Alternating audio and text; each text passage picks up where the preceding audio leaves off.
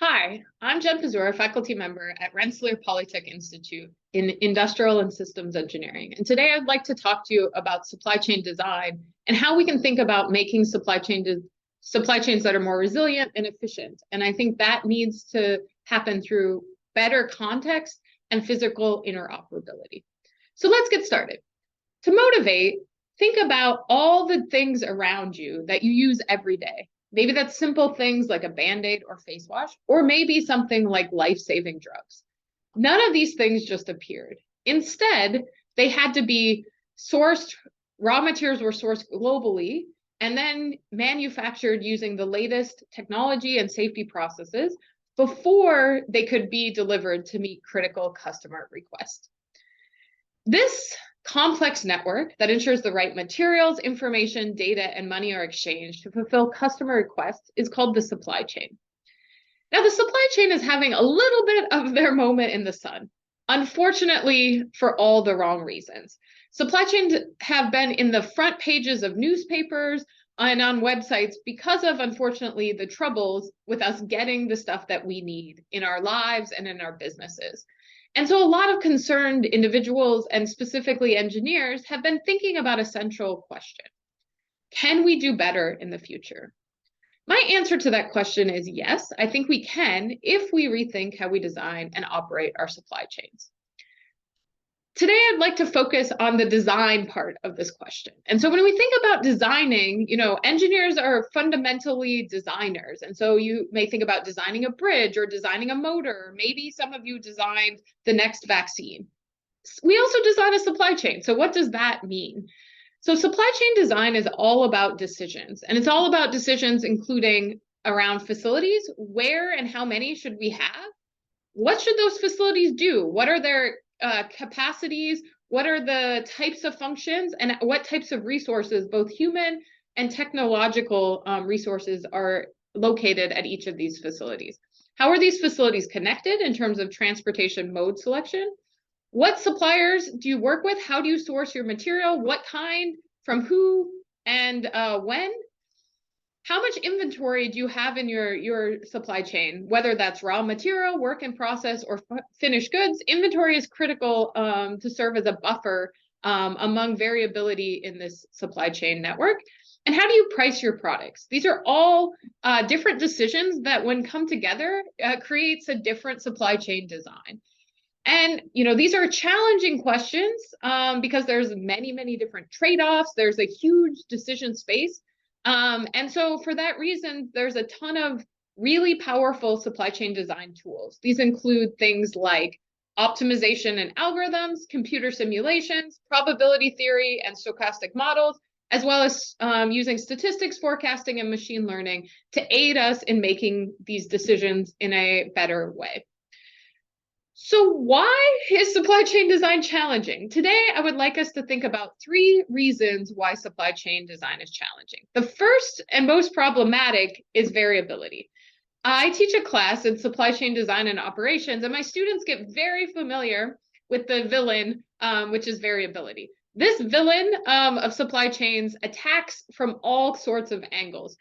He attacks from the demand side when demand is higher or lower than expected. There are many reasons for this, but the primary reason is that humans are hard to predict. Further, us as humans are demanding more and more from our supply chains. We want things fast, in small units, delivered to our house. And these are ways that prevent some of the tools we had before that were able to reduce some of this variability. And so demand side variability is a challenge. Our villain, though, also attacks from the supply side. This is when our supply capacities, our delivery times, our delivery quantity, our delivery quality are all different than we expected. Now, this can happen because of external supply chain disruptions. COVID-19 is a great example of a supply side variability, but so is the situation when a ship gets stuck in a canal. However, supply side variability also can occur from internal inside the supply chain when supply chain partners are making strategic and competitive decisions that creates differences in what we expected from our supply chain. So when we think about, variability and our villains showing up, they show up and something happens that we didn't expect. And so an important metric in supply chain design is supply chain resiliency. Supply chain resiliency is measured in many different ways, but it usually measures something about the ability of a supply chain to bounce back after this disruption event occurs. And so you could also think about it, the wider range of scenarios under which a supply chain can continue to meet the demand either fully or partially in a timely, cost-effective, and equitable manner, the more resilient it is. The second reason that supply chain design is challenging is about complexity. The products and services we are demanding are getting more and more complex. Just think of your smartphone. This is definitely a global endeavor that is created across the globe.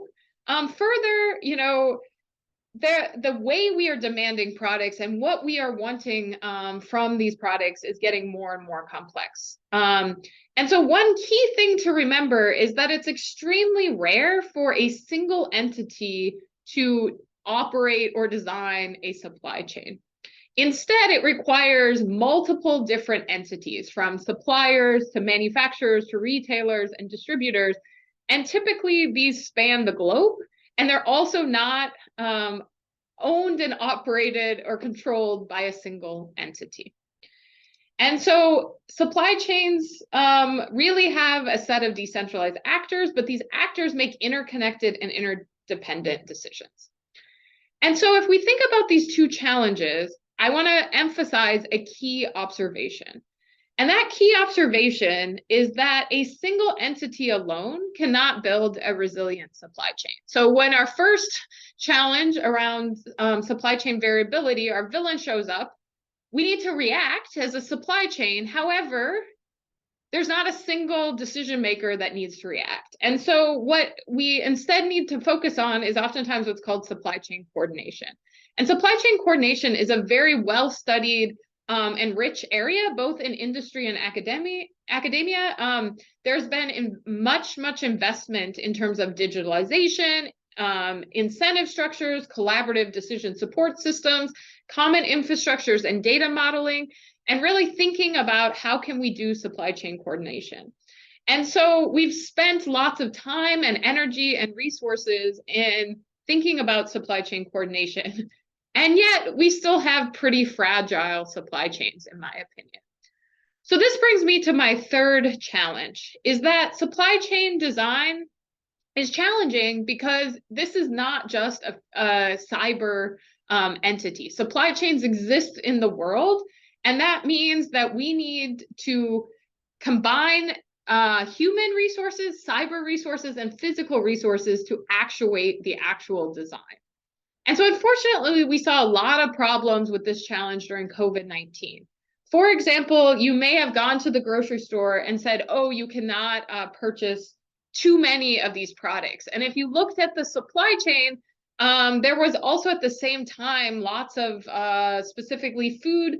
Early on in the supply chain, there was lots of food wasted because cows still were producing milk, but they couldn't get it to the customer quick enough. And one of those main reasons was that we weren't agile enough in our physical world, meaning it took a lot more time and effort than we expected to change from making, let's say, products that were sent to big industrial places like schools and getting them so that they could be sent to people's homes. We probably knew the right answer, but we weren't agile enough in actually making that happen. And so I think this is a key thing to think about in supply chain design. And one reason it's challenging is that it's not just a cyber situation. This operates in the real world where there needs to be physical interoperability, and also humans play a central role in this systems design. So this brings me to my perspective on what needs to happen to make resilient supply chains. And I think a key is agility. Agility refers to a supply chain's ability to be flexible and quickly respond to changing needs. So a supply chain that's agile would be data-driven and human-centered. It would use real-time data and updated information to make decisions. And Yet we still have some open challenges before we can do that. And I want to emphasize two today. The first is that the physical world must also adapt so that we can be more agile, and we can really execute these decisions at scale. So we should definitely rightly celebrate these digital and computational advances that have made some really big impacts in supply chains. But if the physical world does not also change to be more connected, interoperable, agile, reconfigurable, and modular, supply chains will not become more resilient. And so when I think about supply chains and what is the opposite of agile, I oftentimes think of the word static. Why do I think of the word static? Is if you think about almost on any front page of a textbook, you see something like this, right? You see a supply chain being kind of displayed as a very static network. And in the past, what we did really well is we were very good at optimizing for kind of known demand. And we did that very well. But if you think about what needs to happen in the future, we need all of the supply chain, whether that's business processes, whether that's machines that are producing product, whether that's ways of reconfiguring what our supply chain network looks like to become more plug and play and modular. And so there are some interesting and promising directions in this space. I'm just going to high level provide a couple, but I would also advocate that we need more. So some examples of us having more kind of dynamic supply chain networks are movements like the physical internet or on-demand platforms. An example would be on-demand warehousing, where you can access resources when and where you need them, and this then creates a much more dynamic supply chain network. At more the kind of facility level, one central tenet of Industry 4.0 is around modularity and decentralized control, and that really can provide some of this reconfigurability. And even more at the technology side, if you look at what kind of technologies are being deployed in supply chains, there's definitely a trend for this to be much more modular and decentralized. An example of this is in material handling, where in the past you would build kind of a huge implementation that had very fixed capacities and a fixed location, and now more and more of the technology is much more decentralized, modular, and reconfigurable. These are all very exciting things that are happening, but I would advocate we need more. We need more abilities to make a dynamic and reconfigurable supply chain, and that supply chain exists in the physical world. My second open challenge for supply chains also deals with agility. But if you think about agility, agility is all about making decisions when new information arises.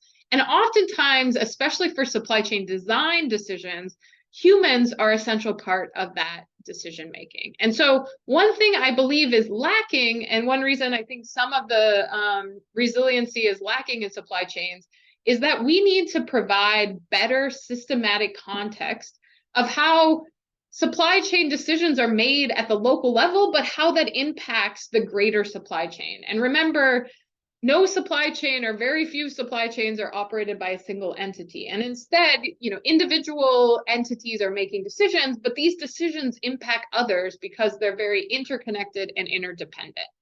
And so if you think of the word systematic context within supply chains, that a common terminology is called supply chain visibility. And typically the focus has been on the ability to track outcomes of past decisions across supply chains as close to real time. This means including logistics activities and transport, as well as the state of events and milestones across a multi-tier network. This is critically important. This is something that practice is known to be critically important. And this graphic here emphasizes that most supply chain leaders are really emphasizing the importance of this, but there's still a huge gap in achieving this. And so if, I had to think about grading the average supply chain in terms of visibility, even to track past decisions, I would give it a B-. Why does this gap exist? I mean, there are many reasons, but one of the biggest ones is that it's challenging to share data across a supply chain. Data is messy in and of itself, and then we have additional challenges because in a supply chain, we have decentralized actors that may not necessarily have interoperability across different functions and across different entities, but also there's a competitive nature to some of this supply chain visibility as well. And so, we have work to do. But I would actually advocate that even if we could achieve supply chain visibility of past decisions, for us to have a resilient supply chain, we need to go further. And my observation is that most of the supply chain visibility work is at the descriptive analytic stage, meaning we are describing what has happened. And this is critical so that we know what to do if something we didn't expect to happen occurs. And this is important and vital and critical, but this is not enough, in my opinion. We need to move from just knowing what happened to making decisions of what we should do. And that requires a whole nother level, in my opinion, of supply chain visibility or systematic context. And so there are, I think, open challenges to this. There has been a ton of work, and I'm a big advocate of designing supply chains through model-driven design. And there, optimization models, particularly integer programs, are extremely good at guiding systematic supply chain design. But I think there's still an open question, and we need to do more on how to integrate the fundamental principles of a supply chain, which is decentralized, human-driven, and competitive and adaptive, into these optimization models that are good at providing systematic context. And I would make a call to action that I think an open challenge here is that we need new methodologies that are able to estimate the systematic supply chain performance of decentralized decisions, while also acknowledging that these decentralized actors may not want to share information because that provides them a competitive advantage. And so I think there are our friends in computer science and decentralized computing that we could really learn from and take away of how to do this in a privacy preserving way. And so that's an area I think I'm excited about thinking about, and I think it's an area that people should focus more attention on. So my ideal goal would be, each entity of a supply chain could say, okay, I'm thinking about doing this in terms of a decision. They stick that decision into this kind of systematic oracle, and out comes some estimate of what does this do in terms of the whole supply chain. However, when I provide that information, not everyone else in the supply chain can gain access to that because that's competitive information for me. And so I'm able to share this, get something out as an estimate. However, it keeps some of my privacy. And this is actually a very challenging problem because supply chain estimation is complex. So, and I think there's more work to be done there. I also think we have to really think about how can we combine humans versus artificial intelligence, advanced algorithms together. And so oftentimes there's a lot of times this, is it a human thing or is it an algorithm or AI thing? And I really fundamentally think in supply chain design, this is the wrong framing of the question. If I was going to bet on a horse, I would bet on working with humans and artificial intelligence, advanced algorithms together. And so I think there is definitely stuff happening in this space, but I think more needs to be done to think about what are humans good at, what are algorithms good at, and how can we join forces together to make sure that we're making the best supply chain design decisions. So my next, engineering call to action is that we need more human-centered methods that acknowledge that the human oftentimes has really a rich sense of knowledge, especially in the design space where there isn't a ton of existing data. And we need to augment that human knowledge and decision-making capability with these sophisticated models, algorithms, and data. Absolutely, we need to tap into this power, but we need to do it, in my opinion, in an integrated way. I'm excited about a project I'm working on with colleagues thinking about human-in-the-loop interactive optimization. There's definitely other folks working in that space. There's also, human-in-the-loop for machine learning, but I really think more and more can be done, and specifically thinking about this in kind of a human-centered way. What does the human provide that's really powerful, and how can we augment humans' design, agility, knowledge with advancements in models, algorithms, and data. So I'd like to conclude there to say I am a hopeful person. I do think we can create supply chains that are more resilient in the future. However, I think we have to address at least two concerns. One is that we need to be able to provide these human decision makers with a more systematic context of how their local decisions impact these interconnected, interdependent supply chains. And the physical world must also adapt so that it's more agile, can be executed at scale. I hope that has provoked some interesting questions for you. Maybe you have some comments, maybe you have some concerns. I'd love to hear from you. Please reach out via email or on social media.